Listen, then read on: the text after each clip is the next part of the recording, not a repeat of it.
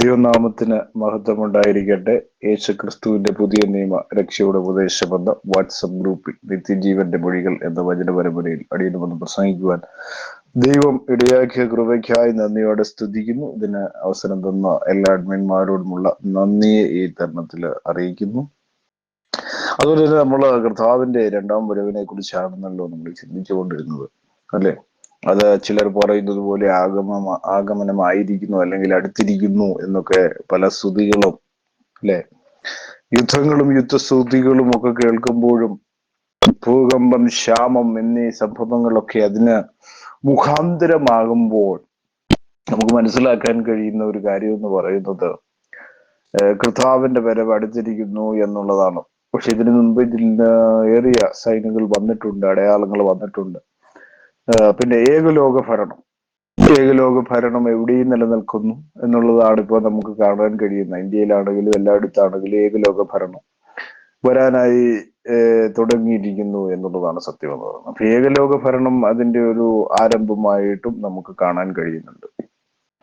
അപ്പൊ കർത്താവിന്റെ വരവിനെ കുറിച്ച് കർത്താവിന്റെ ആദ്യ വരവ് നമ്മൾ കാണുമ്പോൾ കാണാതെ പോയ ആടിനെ തിരഞ്ഞായിരുന്നു കർത്താവിന്റെ വരവ്, അല്ലെ? കാണാതെ പോയ ആട്. ആരാണ് കാണാതെ പോയ ആട്? അത് കാണാതെ പോയത് ഇസ്രായേൽ ജനത്തെയാണ്. കാരണം ദാവീദിന്റെ സന്തതി പരമ്പരയിൽ കർത്താവായ യേശു ക്രിസ്തു വന്ന് ജനിക്കുമ്പോൾ അവിടെ നമ്മൾ മനസ്സിലാക്കേണ്ട പ്രധാനമായ കാര്യം എന്ന് പറയുന്നത് കർത്താവായ യേശു ക്രിസ്തു എന്താണ്, ഇസ്രായേലിൽ കാണാതെ പോയ ആടിനെ തേടിയാണ് ആദ്യത്തെ വരവ് വന്നത്. പക്ഷെ എങ്കിലും എന്താണ്, സർവ്വലോകത്തിന്റെ പാപങ്ങൾ ചുമന്നൊഴിക്കുന്ന കുഞ്ഞാടായിട്ടുമാണ് അവൻ ഈ ഭൂമിയിലേക്ക് കടന്നു വന്നത്, അല്ലെ? അപ്പോ അതായത് ദൈവം മനുഷ്യനായിട്ട് ഭൂമിയിലേക്ക് ഇറങ്ങി വന്നു. അപ്പോ അത് ഒരു മനുഷ്യനെ കൊണ്ട് സാധ്യമല്ല. കാരണം മനുഷ്യന്റെ ബ്ലഡ് അല്ലെങ്കിൽ മനുഷ്യന്റെ രക്തമെല്ലാം പാപം കൊണ്ട് നിറഞ്ഞിരിക്കുന്ന രക്തമായിരുന്നത് കൊണ്ട്, അതായത് പാപം ചെയ്യാത്ത ഒരു കുഞ്ഞാടിന്റെ രക്തം വേണമായിരുന്നു, അല്ലെ, അറക്കപ്പെടുവാൻ, അല്ലെങ്കിൽ പാപങ്ങളുടെ പരിഹാരത്തിനായിട്ട്. ദൈവം ഒരു മനുഷ്യന്റെ രക്തം നോക്കി, ഒരു മനുഷ്യന്റെ രക്തവും ക്ലിയർ അല്ല, എല്ലാം പാപം നിറഞ്ഞിരിക്കുന്ന രക്തം. അപ്പൊ പാപമില്ലാത്ത കുഞ്ഞാട് വേണം രക്തം ചൊരിയുവാൻ, അല്ലെ? മനുഷ്യനെ കൊണ്ട് രക്തം ചൊരിയാൻ കഴിയുമോ, അല്ലെ? അപ്പോ നമ്മള് പഴയകാലങ്ങളിലൊക്കെ പഠിക്കുമ്പോ മോശ ഉണ്ടായിരുന്നു, അവരൊക്കെ ഉണ്ടായിരുന്നു, അല്ലെ? മോശ ഉണ്ടായിരുന്നു, അബ്രഹാം ഉണ്ടായിരുന്നു, അതുപോലെ ദാവീദ് ഉണ്ടായിരുന്നു. ഇവരൊക്കെ ദൈവത്തിന്റെ ഭക്തന്മാരായിരുന്നു, എല്ലാമായിരുന്നു, അല്ലെ? തെറ്റുകൾ സംഭവിച്ചിട്ടുണ്ടെങ്കിലും എന്നും ക്ഷമ ചോദിച്ച് തിരിച്ചു വന്ന ഭക്തന്മാരാണ്. ദൈവത്തെ സ്നേഹിച്ചവർ, ദൈവത്തിന് മുമ്പിൽ വിശ്വസ്തത കാട്ടിയവർ ഇവരൊക്കെയും. അപ്പൊ ഇവരെ സംബന്ധിച്ചിടത്തോളം നമുക്ക് മനസ്സിലാക്കാവുന്ന ഒരു കാര്യം, ഇവരൊന്നും ദൈവരാജ്യത്തിന് കൊള്ളുന്നവരായിരുന്നില്ല. കാരണം ദൈവരാജ്യത്തിന് വേണ്ടി പാപം ചുമന്നൊഴിക്കുവാൻ വേണ്ടി ഒരു കുഞ്ഞാടാകുവാൻ ഇവർക്ക് കഴിയുകയില്ല. അങ്ങനെ ഒരു സാഹചര്യത്തിലാണ് ദൈവം മനുഷ്യനായിട്ട് വെളിപ്പെടുന്നത്. കാരണം ദൈവം പാപമില്ലാത്തവനാണ്. അതുകൊണ്ട് തന്നെ അവൻ മനുഷ്യനായി വെളിപ്പെട്ട് മനുഷ്യരുടെ പാപത്തിന് പരിഹാരം വരുത്തി അവൻ മരിച്ച് ഉയർത്തെഴുന്നേറ്റ് മൂന്നാം നാൾ സ്വർഗത്തിലേക്ക് കരേറി എന്നവനെ കുറിച്ച് പറയും, അല്ലെ? ഇത് കേൾക്കുമ്പോൾ പല ആളുകളും പറയൂ, ദൈവം മരിച്ചോ ക്രൂശിലല്ലേ എന്ന് പലരും ചോദിക്കുന്ന ഒരു ചോദ്യമാണ്. ദൈവം മനുഷ്യനായി നിന്നുകൊണ്ടാണ് മരിച്ചത്. ദൈവം, ആത്മാവായ ദൈവം, സകല പ്രപഞ്ചവും നിറഞ്ഞു നിൽക്കുന്നവൻ എങ്ങനെയാണ് മരിക്കാൻ കഴിയുന്നത്? അവൻ മരിക്കുന്നില്ല. കാരണം താൻ ഒരു മന്ദിരം സ്വീകരിച്ചു കൊണ്ട് ഭൂമിയിലേക്ക് വന്നല്ലേ. അപ്പോ യഹൂദന്മാർ ചോദിക്കുമ്പോൾ പറയും, മന്ദിരം 3 ദിവസം കൊണ്ട് ഞാൻ പൊളിച്ചു പണിയും. അപ്പൊ അവർ വിചാരിച്ച് അവരുടെ മന്ദിരത്തെ പൊളിച്ചു പണിയുമെന്നാണ്. കർത്താവ് ഉദ്ദേശിച്ചത് കർത്താവിന്റെ മന്ദിരം പൊളിച്ച് 3-ാം നാൾ 3 ദിവസം കൊണ്ട് പണിതെടുക്കുമെന്ന് പറഞ്ഞ കാര്യമാണ് എന്നുള്ള കാര്യവും, അല്ലേ? അപ്പോ പാപത്തിന്റെ പരിഹാരത്തിന് വേണ്ടി തന്റെ ശരീരം മുറുക്കപ്പെടും, ക്രൂശിൽ താൻ കിടക്കും, അല്ലെ? ശാപം നിറഞ്ഞ ക്രൂശിൽ താൻ ഇനിയും കിടന്ന 3 ദിവസം, 3-ാമത്തെ ദിവസം ഉയർത്തെഴുന്നേൽക്കും, അല്ലെ? ഉയർത്തെഴുന്നേൽക്കുമ്പോൾ തന്നെ മനസ്സിലാക്കേണ്ട ഒരു കാര്യം എന്ന് പറയുന്നത്, കർത്താവ് ഉയർത്തെഴുന്നേറ്റത് മാനവജാതിയുടെ രക്ഷയ്ക്ക് വേണ്ടിയാണ്. അപ്പൊ ഇനി രണ്ടാമത് അവൻ വരുമെങ്കിൽ, അവൻ രണ്ടാമത് പ്രത്യക്ഷനാകുമെങ്കിൽ, കാരണം തനിക്കായി കാത്തു നിൽക്കുന്നവർ രക്ഷയ്ക്ക് വേണ്ടിയാണ്. അത് ഒരു സ്റ്റെപ്പ് ബൈ സ്റ്റെപ്പിൽ സാധ്യമാക്കി കടന്നു പോകുന്ന ഒരു ജനത്തെ മാത്രമല്ല, അത് ലേബലായിട്ടുള്ള ക്രിസ്ത്യാനികളെ ചേർക്കാനല്ല. പല ആളുകളിൽ നിന്ന് ലേബിൾഡ് ക്രിസ്ത്യാനികളാണ്, അല്ലെ? 3 ദൈവങ്ങളെ ആരാധിക്കുന്ന, അല്ലെങ്കിൽ തൃത്വ സ്നാനത്തിന് പ്രാധാന്യം കൊടുക്കുന്ന ഒരു ലേബൽ ക്രിസ്ത്യാനിത്വം, അല്ലെ? ഏതെങ്കിലും ഒരു മതത്തിന്റെ ഭാഗമായി നിന്നുകൊണ്ട്, മതത്തിന്റെ ഭാഗമായിട്ട് നിന്നുകൊണ്ട് ക്രിസ്ത്യാനിത്വം, എന്താ പറയുക, ക്രിസ്ത്യാനിയായി തീരുക, ഒരു ലേബൽ ഉണ്ടാക്കുക. കാരണം ലോകത്തിൽ ഞാൻ ക്രിസ്ത്യാനിയാണെന്ന് കാണിക്കുവാൻ വേണ്ടി ചെയ്യുന്ന ഒരു ഒരു ലോകം. അപ്പൊ അങ്ങനെയുള്ളവര് ചേർക്കാനല്ല കർത്താവായ യേശുക്രിസ്തു വരുന്നു, അല്ലെ? കർത്താവ് യേശുക്രിസ്തുവിന്റെ കൽപ്പനകൾ ഓരോന്നായി പാലിച്ച് അവന് വേണ്ടി കാത്തിരിക്കുന്ന നല്ല നല്ല വിശുദ്ധന്മാരെ ചേർക്കുവാൻ, അല്ലെ? അവന്റെ വിശ്വസ്തന്മാരെ ചേർക്കുവാനാണ് കർത്താവ് വരുന്നത്, അല്ലെ?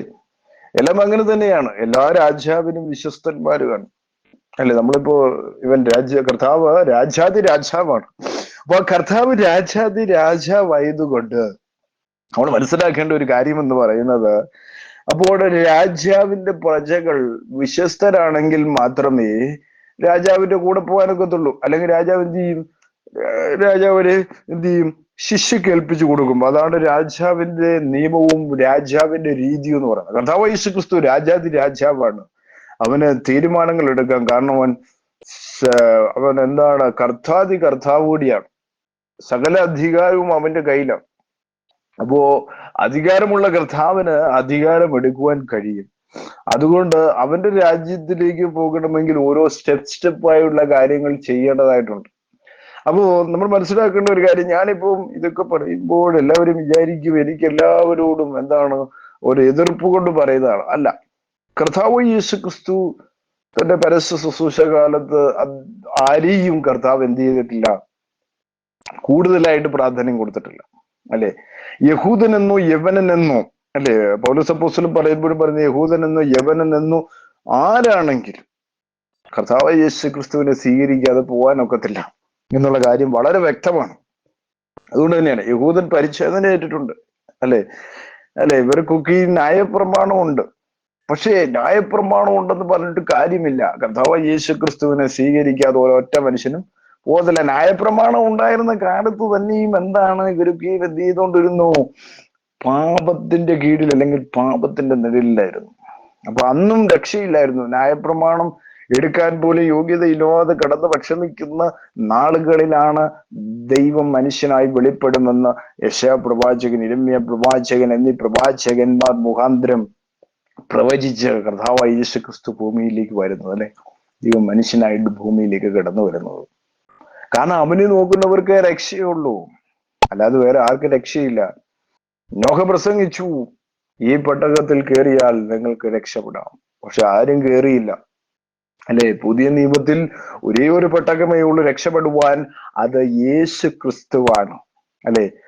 അവൻ ചേർക്കുവാൻ വരുന്നത് അവന് വേണ്ടി കാത്തിരിക്കുന്ന വിശ്വാസികൾക്ക് വേണ്ടിയാണ്, അല്ലാതെ ലേബിൾഡ് ആയിട്ടുള്ള ക്രിസ്ത്യാനികൾക്കല്ല, മതം സ്വീകരിക്കുന്ന വിശ്വാസികൾക്ക് വേണ്ടിയല്ല, അവനെ കാത്തിരിക്കുന്നവർക്ക്.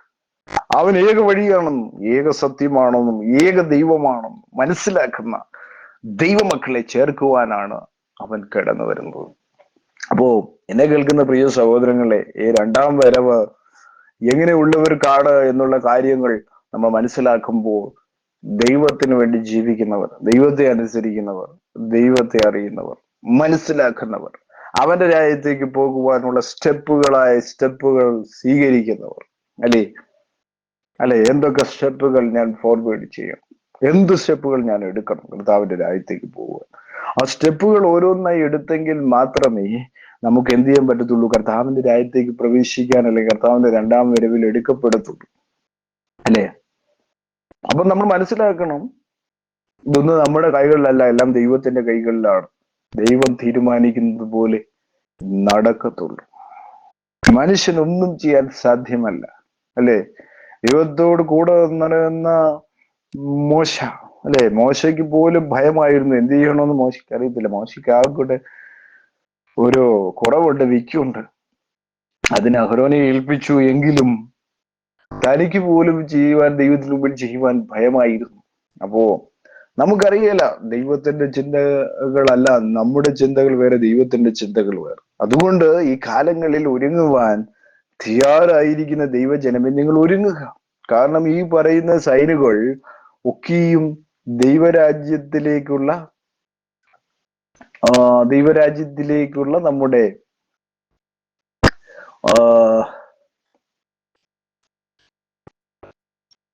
ദൈവരാജ്യത്തിലേക്കുള്ള പ്രവേശനത്തിന് നമ്മൾ തടസ്സമാകരുത്. കാരണം ഈ ലോകമോ നമ്മുടെ എന്താ പറയുക, കർത്താവിന്റെ വചനങ്ങളെ അനുസരിക്കാതിരിക്കുന്നതും ലേബൽ ക്രിസ്ത്യാനികളായി മാറുന്നതും മതങ്ങളുടെ പുറകെ പോകുന്നതും ഒക്കെയും നിർത്തിയിട്ട് കർത്താവായ യേശു ക്രിസ്തുവിനെ ഫോക്കസ് ചെയ്യുവാൻ നമ്മൾക്ക് കഴിഞ്ഞാൽ മാത്രമേ നമ്മുടെ രക്ഷ സാധ്യമാവുകയുള്ളൂ. അപ്പോ കർത്താവായ യേശു ക്രിസ്തുവിനെ രക്ഷിതാവും നാഥനുമായി സ്വീകരിച്ചവർ മാത്രമേ ഒരു രാജ്യത്തേക്ക് പോവുകയുള്ളൂ, അല്ലാത്തവർ പോവുകയില്ല. അത് ഉറപ്പുള്ള കാര്യമാണ്. കാരണം അല്ലാത്തവർക്ക്, അതല്ലേ ഞാൻ കഴിഞ്ഞ ദിവസങ്ങളിലൊക്കെ പറഞ്ഞപ്പോൾ ഒരു കാര്യം പറഞ്ഞു, നിങ്ങൾക്ക് ദൈവത്തെയോ മാമോനെയോ സ്വീകരിക്കാം എന്നുള്ള കാര്യം കർത്താവ് ഭൂമിയിലിരുന്നപ്പോ വളരെ വ്യക്തമായിട്ട് പറഞ്ഞു, അല്ലേ? ദൈവം പഴയ നിയമത്തിലും അരുളി ചെയ്തു.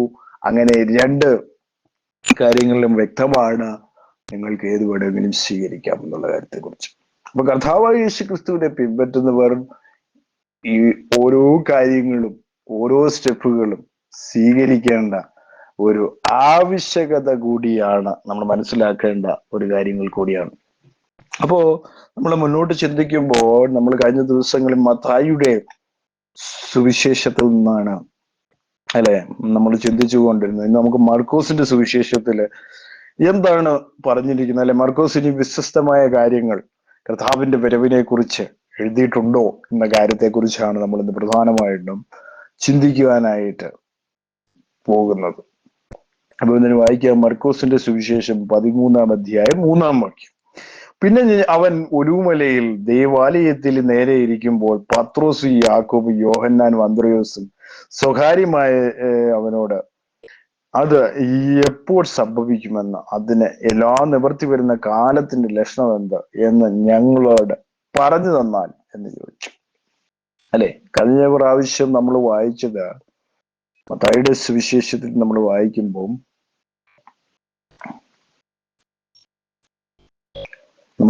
ഇങ്ങനെയാണ്, 24:3 നമ്മൾ വായിച്ചത് എങ്ങനെയാണ്? അവൻ ഒരു മലയിലിരിക്കുമ്പോൾ ശിഷ്യന്മാർ തനിച്ച് അവന്റെ അടുക്കൽ വന്നു, അത് എപ്പോൾ സംഭവിക്കുമെന്നും നിന്റെ വരവിനും ലോക അവസാനത്തിനും അടയാളം എന്തോ എന്ന് പറഞ്ഞു തരണമെന്നും അപേക്ഷിച്ചു. അപ്പൊ ഇവിടെ ചോദിച്ചിരിക്കുന്ന കാര്യം എന്താണ്? അതായത് സ്വകാര്യമായിട്ട് ചോദിച്ചെന്ന് പറഞ്ഞിരിക്കുന്നത്. ഇവിടെ മത്തായി എഴുതിയപ്പോൾ മത്തായി ശിഷ്യനാണ്, മർക്കൂസ് ശിഷ്യനാണ്. രണ്ടുപേരും എഴുതിയപ്പോ രണ്ട് രീതിയിലാണ് അത് എഴുതി വെച്ചിരിക്കുന്നത്. അപ്പൊ ഇത് കേൾക്കുമ്പോൾ പല ആളുകളും പറയുകയോ ഇത് ഉണ്ടാക്കി എഴുതിയതാണ്. അത് ദൈവാത്മാവിൽ എഴുതപ്പെട്ടതാണ് ദൈവവചനങ്ങളെല്ലാം.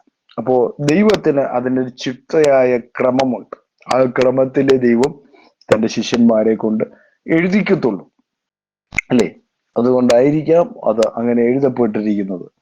അപ്പോൾ അതിന് എല്ലാം നിവൃത്തി വരുന്ന കാലത്തിന്റെ ലക്ഷണം എന്ത് എന്ന് ഞങ്ങളോട് പറഞ്ഞാലും എന്ന് ചോദിച്ചു. യേശു അവരോട് പറഞ്ഞു തുടങ്ങിയത്, ആരും നിങ്ങളെ തെറ്റിക്കാതിരിപ്പാൻ സൂക്ഷിച്ചുകൊള്ളുവേ. ഇപ്പൊ എന്താണ്?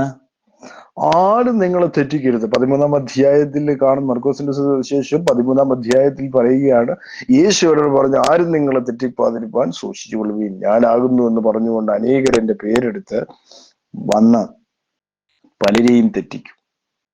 അപ്പോ അവിടെ പറഞ്ഞ എന്താണ്? ഞാൻ ക്രിസ്തു എന്ന് പറഞ്ഞപ്പോ എന്റെ പേരെടുത്ത് വന്ന് പലരെയും തെറ്റിക്കുമെന്ന് പറഞ്ഞു. യേശു അവരോട് പറഞ്ഞു തുടങ്ങി, ആരും നിങ്ങളെ തെറ്റിപ്പരുത്, ഞാനാകുന്നു എന്ന് പറഞ്ഞുകൊണ്ട് അനേകർ എന്റെ പേരെടുത്ത് വന്ന് പലരെയും തെറ്റിക്കും. ഞാനാകുന്നു എന്ന് പറഞ്ഞുകൊണ്ട്, അല്ലെ? അപ്പൊ ഞാനാകുന്നു എന്ന് പറഞ്ഞുകൊണ്ടല്ലേ, ഞാനാകുന്നു എന്ന് കർത്താവ് പറഞ്ഞതുപോലെ അനേകർ എന്റെ പേരെടുത്ത് പലരെയും വന്ന് തെറ്റിക്കും. അപ്പൊ തെറ്റിക്കുമെന്ന് വളരെ വ്യക്തമായിട്ട് അവിടെ കാണുവാനായിട്ട് സാധിക്കുന്നു. 7-ാമത്തെ വാക്യത്തിൽ, എന്നാൽ നിങ്ങൾ യുദ്ധങ്ങളെയും യുദ്ധശ്രുതികളെയും കുറിച്ച് കേൾക്കുമ്പോൾ ഭ്രമിച്ചു പോകരുത്, അത് സംഭവിക്കുന്നു തന്നെ, എന്നാൽ അത് അവസാനമല്ല.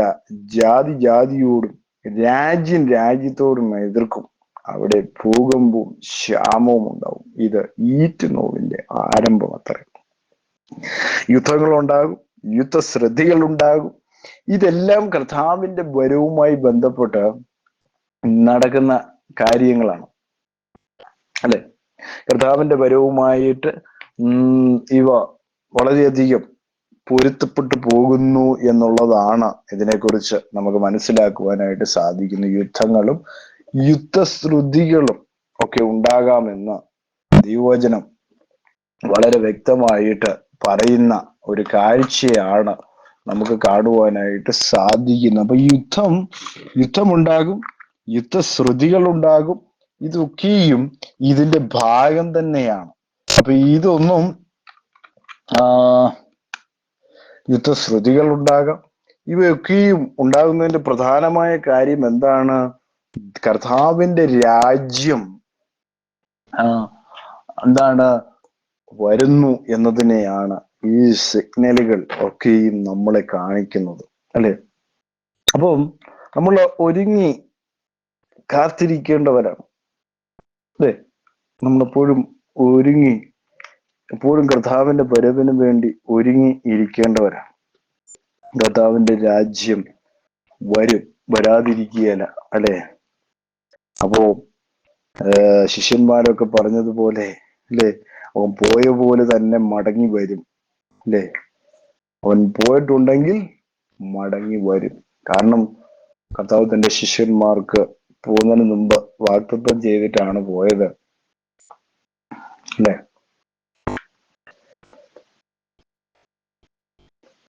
പോകുന്നതിന് മുമ്പ് വാഗ്ദത്തം ചെയ്തിട്ടാണ് താൻ ഇനിയും വരും എന്നുള്ള കാര്യത്തെ കുറിച്ചാണ്. പിന്നെ നമ്മൾ കാണുന്ന ഒരു കാര്യം എന്ന് പറയുന്നത്, കർത്താവ് യേശുക്രിസ്തു ചെയ്ത ഒരു കാര്യം എന്ന് പറയുന്നത്,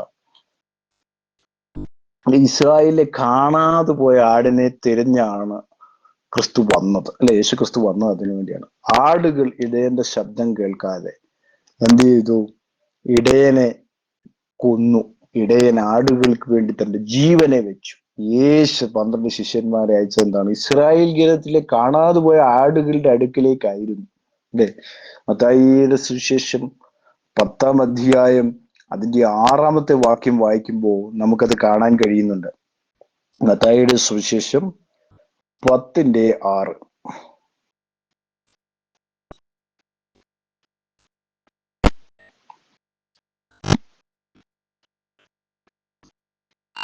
ആറാമത്തെ വാക്യത്തിൽ, ഇസ്രായേൽ ഗൃഹത്തിലെ കാണാതെ പോയ ആടുകളുടെ അടുക്കൽ തന്നെ ചെല്ലുവിൻ, നിങ്ങൾ പോകുമ്പോൾ സ്വർഗരാജ്യം സമീപിച്ചിരിക്കുന്നു എന്ന് ഘോഷിപ്പിൻ എന്നാണ് അവിടെ രേഖപ്പെടുത്തിയിരിക്കുന്നത്.